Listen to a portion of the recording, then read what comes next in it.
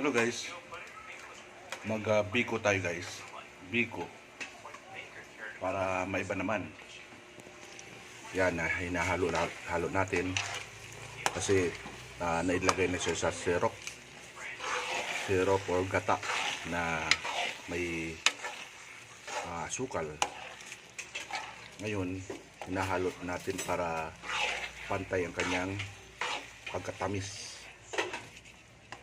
So, konting halo lang para ito ay maging biko.